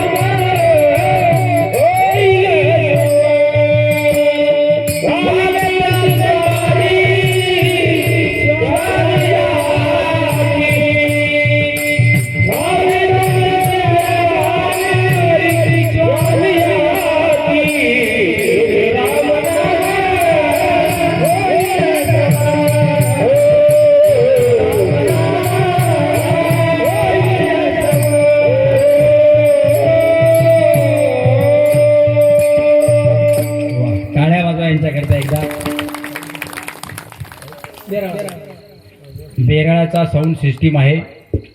कुठल्याही प्रकारची शिट्टी नाही. सांगू तुम्हाला, जास्तही आवाज काही कामाचा नाही. आणि आम्ही जे बोलतो आमच्याही कंठाला, आता तुमच्या माहिती करता दररोज कीर्तन आहेत. आता दररोज गाड्या पडणार आहेत. रामनवमी जवळ आली आणि रामनवमीपासून मारुती रायाच्या आगमनापर्यंत गाड्यावर गाड्या पडतात. जास्तही आवाज नसला पाहिजे, जास्तही बोंबाट नसला पाहिजे. पण साऊंड सिस्टीमच्या माध्यमातून एक एक शब्द तुमच्या कानावर पडला पाहिजे आणि एक एक शब्द तुमच्या कानावर पोचवण्याचं काम ही बेरड्याची साऊंड सिस्टीम करत आहे. टाळी वाजवा. फार मोठमोठाले कार्यक्रम असतात, मोठमोठ्या सिस्टीम असतात. पण खरं सांगतोय तुम्हाला, 1000 लोक कीर्तन ऐकण्यासाठी आल्यापेक्षा 10 लोक असले पाहिजे, पण ते दर्दी असले पाहिजे. कीर्तनामध्ये गर्दी करून चालत नाही. कीर्तन ऐकणारे दर्दी असले पाहिजे. नाहीतर मग आमच्यासमोर बरेचसे लोक बसतात. काही लोक हौशी असतात, काही लोक गौशी असतात. सगळेच लोक काय कीर्तन ऐकायला येतात का बाबा? नाही. तुम्ही जाऊन पहा. 5 प्रकारचे लोक येतात, गाते, श्रोते आणि पाहते. महाराज कीर्तन करतोय, अभंग स्वरात म्हणतो की बेस्वर म्हणतो, हा पहिला वर्ग आहे. दुसरा वर्ग, कीर्तनकार जवान आहे की म्हातारा आहे. जवान असला तर ऐकू, म्हातारा असला तर झटकून चालले जाऊ. तिसरा वर्ग असा आहे, महाराजला चप्पल नवी कोरी आणलेली दिसते. महाराजचं माग सिस्टीमवाल्याकडे लक्ष गेलं की चप्पल उडवली. एका गावात असंच झालं. कीर्तन झालं. शेवटी मी सांगितलं, बाबांनो, आम्ही गजानन महाराजच्या संस्थेत शिकलेले महाराज लोक आहे. 4-4 वर्ष आम्ही शिकलो. एवढं बोलून मी माझं कीर्तन संपवतो. कीर्तनाच्या माध्यमातून तुम्हाला जे चांगलं वाटलं ते घेऊन जा. हा, जे चांगलं वाटलं ते घेऊन जा. आणि सोमवारचा दिवस होता. मी डीपीवरून 400 रुपये चप्पल आणली होती. किती? 400 रुपये चप्पल आणली. मी कीर्तनात सांगितलं, ते बरोबर माझ्या चप्पल जवळ येऊन बसलो होतो. मी असं म्हटलं, चांगलं घेऊन जा. त्यांना घातली चप्पल पायात. चप्पल पायात घातले तर घातले, मग त्यांना पळून जायला पाहिजे ना बाबा. पळून नाही गेलं. ते मंडपात चक्रा मारत होतं. तर चक्रा मारत होतं तर होतं, हातामध्ये टेम्पो घेऊन मारत होतं. कीर्तन झालं. दान दक्षिणा या लोकांनी दिली. नारळ जर मी गेलो, म्हटलं काय ही चप्पल माझी आहे. खोटे बोलता म्हणे महाराज तुम्ही. अवकातीत राहायचं, बोलायचंच नाही अजिबात. म्हटलं कसं काय? हे टेम्पो दिसत नाही का म्हणे मला. खोटं बोलता म्हणे कीर्तनात तुम्ही नाही का सांगितलं म्हणे चांगलं चांगलं घेऊन जा. मी म्हटलं माई चप्पल का नाही म्हणे चांगली चांगली मी नेणार आणि आपली ती 6 महिन्यापासून तुटेल म्हणे मी शिवून आणली दाखीत तुम्ही घाला. लोक मोठे खतरनाक असतात. कीर्तनकार तरुण असेल तर कीर्तन ऐकू, वृद्ध वाटला तर निघून जाऊ. कीर्तनकार स्वरात गातो की बेस्वर गातो हे पाहणारा एक वर्ग आहे. तरुण आहे की म्हातारा आहे हे पाहणारा एक वर्ग आहे. चांगलं चांगलं काही काही लोक नुसतं चपला मारण्यासाठी आलेले असतात, तो एक तिसरा वर्ग आहे. आणि चौथा वर्ग असा आहे की कीर्तनकार महाराज अभंग सोडवतात की अभंगाच्या बाहेर जातात हा लक्ष देणार आहे. तुम्हाला काय वाटते श्रोते म्हणजे नुसतं कीर्तन ऐकायला बरं का ते? आणि अशी मनात लईन गेली की काही काही तर अर्धेच फरार होतात. बरं झालं देवानच घरानं ऐकलं म्हणतात लईन गेली, लई बोर झालो होतो. तुम्ही बोर झाले का? 10:30 वाजले, वास्तविक पाहता माझी कीर्तनाची वेळ संपली, पण तरी सुद्धा 5 मिनिटं मी घेतो. विठाला विठाला विठाला विठाला.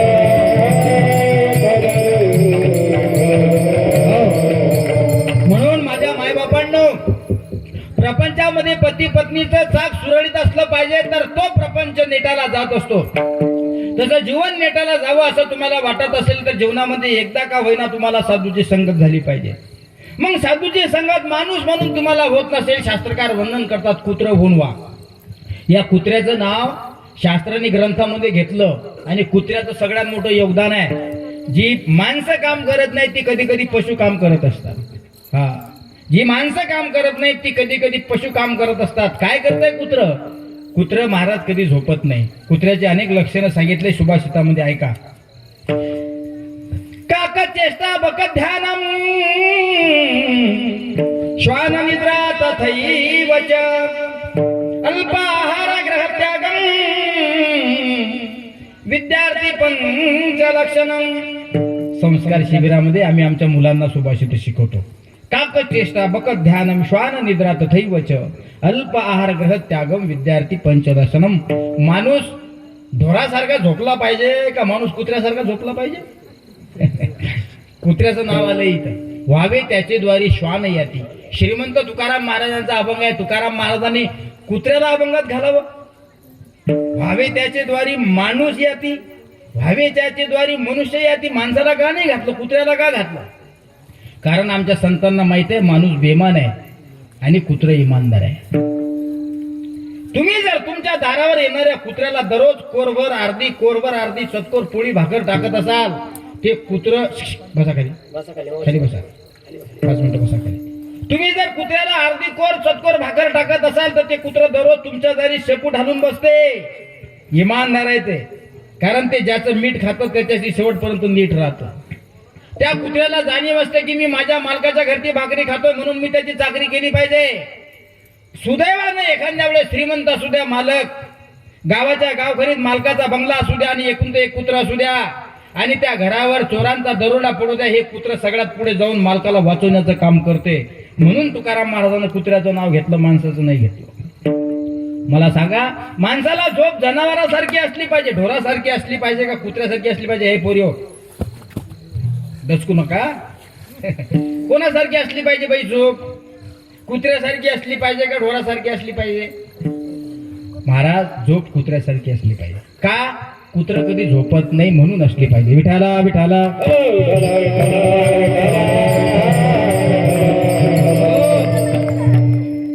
आहे का तुमच्या गावात झोपणारं कुत्र?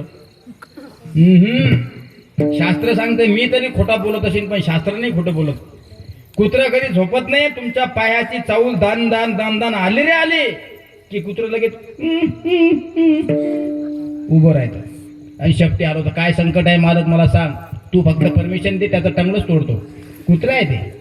व्हावे त्याचे द्वारी श्वान याती, तेथे राम नाम होईल श्रवण घडेल भोजन उच्चिष्टाचे. श्रीमंत तुकाराम महाराजांचा 221 क्रमांकाचा अभंग आहे. अभंग गाथ्यातला आहे.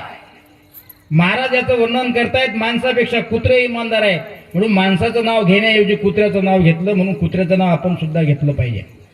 आदर्श आहे. हिंदवी स्वराज्याचे संस्थापक छत्रपती शिवाजी महाराज 18 प्रगत जातीच्या लोकांना एकत्रित करून हिंदवी स्वराज्य स्थापन आणि निर्माण केले. दिल्लीच्या तख्तावर मुघलांना पळवून त्या ठिकाणी भगवा झेंडा फडकवला. हिंदवी स्वराज्याचे संस्थापक असणारे छत्रपती शिवाजी महाराज यांची समाधी रायगडावर आहे. पण छत्रपती शिवाजी महाराजांच्या समाधीच्या बाजूला वाघ्या नावाच्या कुत्र्याची सुद्धा समाधी आहे. मान्य करावं लागेल तुम्हाला. म्हणून माणसापेक्षा इमानदार जर काय असतील तर ते पशु आहेत, आणि पशु म्हटल्यापेक्षा कुत्रे आहेत. म्हणून श्रीमंत तुकाराम महाराज असं म्हणतायत, संत समागम एखादे परी जन्माला आलो ना देवा, आम्ही जन्माला आलो, आम्हाला साधूच्या संगतीत माणूस म्हणून नाही पाठवलं तरी चालेल देवा, आम्हाला कुत्र म्हणून पाठव. साधक म्हणू लागले, महाराज असं का म्हणता, तेथे रामनाम होईल श्रवण, घडेल भोजन उच्चिष्टाचे विठोबार कुमार. जय जय विठोबार कुमार, विठोबार कुमार, जय विठोबार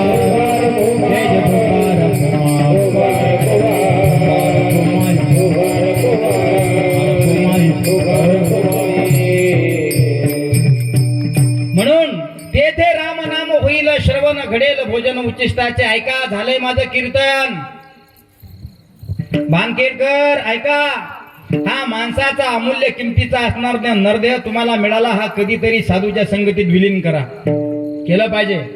जीवनामध्ये संगत अत्यंत महत्वाची आहे, पण संगत चांगल्याची केली पाहिजे. बैसता चोराचे संगती तैशी वै मनोबुद्धी. न बोलवणारा माणूस जर एखाद्या पंक्तीत बसत असेल, त्याला माहित नाही पंगत कोणाचे, बसला जेवण करत. 4 माणसं जेवण करतायत, 5वा बिन बोलावता त्याच्या संगतीत जाऊन बसला. 4 माणसं जी काम करतात, 5वा करण्यासाठी वेळ लागत नाही, कारण जी 4 माणसं जेवण करतात ही 4 माणसं चोर आहेत. आणि चोराच्या संगतीत न बोलावलेला माणूस बसला की अन्नात परिवर्तन होत असतं. बैसता चोराचे संगती तैशी वै मनोबुद्धी. चोराच्या संगतीत बसल्यानंतर चांगल्या माणसाला सुद्धा चोरी करण्यासाठी शिकवण्याची गरज पडत नाही. गावरान भाषेतलं उदाहरण तुम्हाला देतो. 4 मोकाट गायी आहेत, 4 मोकाट गायी आहेत. त्या नेहमी याच्या धुऱ्यातून त्याच्या धुऱ्यात, त्याच्या वावरातून त्याच्या वावरात जाऊन नुसतं पराठीच्या बोंड्या खाण्याचं काम करतात. सुदैवानं 4 मोकाट गायीच्या संगतीत एक चांगली गाय एक दिवस गेली रे गेली की त्या 4 गायीच्या सोबत हिच्या सुद्धा गळ्यामध्ये पायखुटी घालावी लागते. 4 माणसं वाईट आहेत आणि एका माणसाला वाईट बनवण्यासाठी वेळ लागत नाही. म्हणून संगत महत्वाची असली पाहिजे. आपल्याला आपल्या जीवनाचं संगत सोनं व्हावं असं वाटत असेल ना माझ्या राजांनो, या आपल्या गावामध्ये भानुदास महाराज रक्ताळे, शिवदास महाराज रक्ताळे, ऋषिकेश महाराज या सगळ्या ग्रामस्थांच्या संपूर्ण सप्ताहाचे आयोजक कमिटी मंडळी, या सप्ताहाचे जे संयोजक असतील, ज्या लोकांनी एवढं मोठं वैभव या ठिकाणी निर्माण केलं, उभं केलं, कशा करता हा सप्ताह? गावातल्या लोकांना लय हाऊस आहे का? नाही. तुमचा सप्ताह निर्माण करण्याकरता, सप्ताह उठून उभा करण्याकरता त्या आयोजक लोकांना असं वाटते की माझ्या गावात जेवढे घर आहेत त्या घरातून 2-2, 4-4 लोक कीर्तन ऐकण्यासाठी आले पाहिजे. का?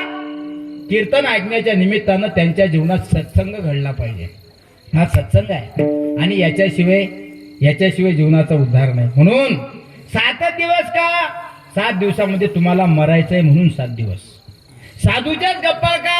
साधू मोक्षापर्यंत नेऊन टेकवत असतात म्हणून साधूच्या गप्पा. प्रपंचाच्या गप्पा का नाही? अरे प्रपंच कालही दुःखाचा होता, आजही दुःखाचा आहे, आणि जोपर्यंत चंद्र सूर्य दिसते तोपर्यंत दुःखाचा आहे, म्हणून प्रपंचाच्या गप्पा नाही. राजकारणाच्या गप्पा तर अजिबातच नाही महाराज. काऊन? चिखलीच्या बस स्टँडवर गेलं, 5 रुपये दिले की देशोन्नती पेपर येते, 18 पानं येतात, प्रत्येक पानात राजकारणच आहे. याने याचा गळा कापला आणि ते तिकडे फुटले, ओके झाले, खोके घेतले, सगळे रामराम करून वाजवले गेले.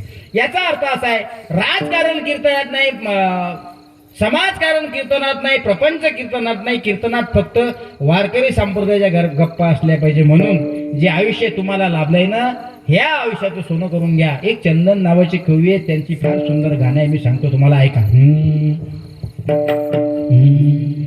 लाभलेले ऐश्वर्य माती मोल आहे, जगण्याचा अर्थ मात्र खोल आहे. व्यर्थ तरी झिजलो आजवरी चंदन, मरणाचा माझा अनमोल आहे. आल्याला जलदी हो गयावा, एक शब्द खरा व्हावा, मरिमाय आल्या जलदी हो गयावा, एक शब्द खरा व्हावा. माझं मरण येण्याआधी मला येणार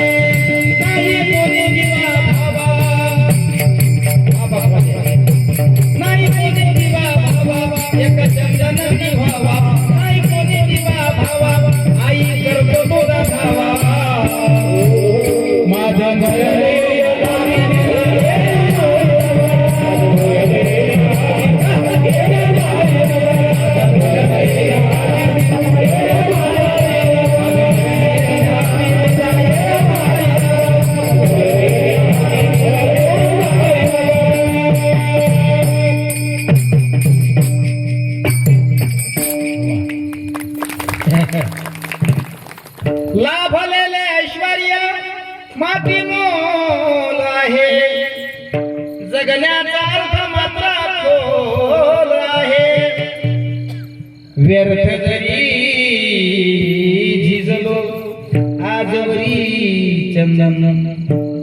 चंदन हे चंदन जरी लाकडाचं असलं तर लाकडाला असं वाटतंय की मी स्वतः घासून घेतोय, पण लाकडाच्या अंगात एक गुण आहे. ते चंदन जरी लाकडाचं असलं आणि चंदनाला असं वाटत असलं की मी नुसतं घासतोय, हे लोक मला नुसतं दगडावर घासतात बाबा, मला बारीक बनवलं या लोकांना घासून घासून, त्या चंदनानं असा गैरसमज कधी करू नये. कारण घासलेल्या चंदनाचा टिळा प्रत्येकाच्या माथ्यावर लागल्यानंतर प्रत्येकाच्या माथ्यातून सुगंध बाहेर पडत असतो. हा चंदनातल्या अंगातला गुण आहे. तुका म्हणे गुण चंदनाचे अंगी आणि तैसे तुम्ही जगी संत जन. म्हणून संत समागम एखादी परी व्हावे त्याचे द्वारे श्वानयाती. तेथे रामनाम होईल श्रवण घडील भोजन उच्चिष्टाची. कामारी बटिक सेवेचा सेवक दीनपणे रंकतीची भले. तुका म्हणे सर्व सुख त्या संगती घडेल पंगती संताची.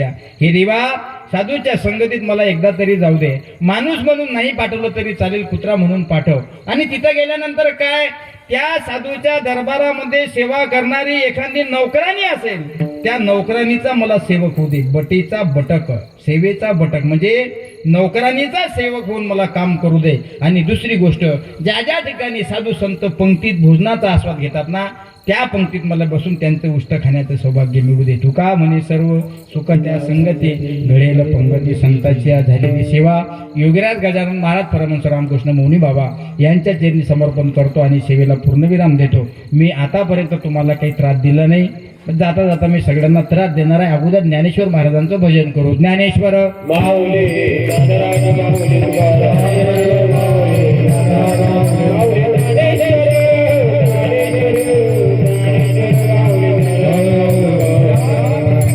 ऐका, ज्यांना ज्यांना हात असतील असे मस्त हात वर करा. हा, कोणीच कंजूसी करायची नाही, नाही मी डबल कीर्तन चालू करीन. कारण आपलं एकच चरण झालं, अजून 3 चरण बाकी आहेत. मस्त हात वर करा.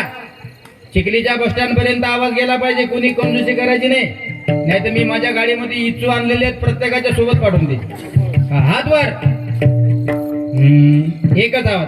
तुले हरी का नाम विठ्ठल पांडुरंगा. तुले हरी का नाम विठ्ठल पांडुरंगा. एक आवाज. जय हो. वा टाळी. पानखेडकर वा. तुले हरी का नाम विठ्ठल पांडुरंगा. तुले हरी का नाम विठ्ठल पांडुरंगा. विठ्ठल पांडुरंगा. विठ्ठल पांडुरंगा. विठ्ठल पांडुरंगा. विठ्ठल पांडुरंगा.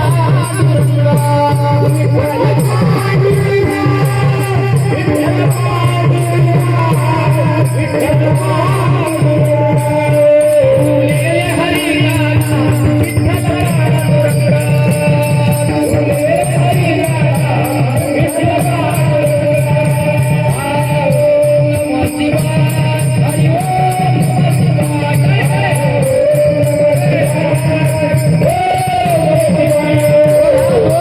नमः शिवाय. जय वा वा वा. ओम नमः शिवाय. हरि ओम नमः शिवाय. हरि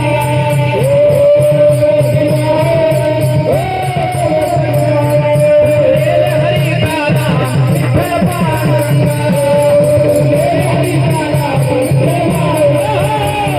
पांडुरंगा. हरि का नाम विठ्ठल पांडुरंगा. हरि का नाम विठ्ठल पांडुरंगा. पांडुरंगा. जगदंबा माता की जय.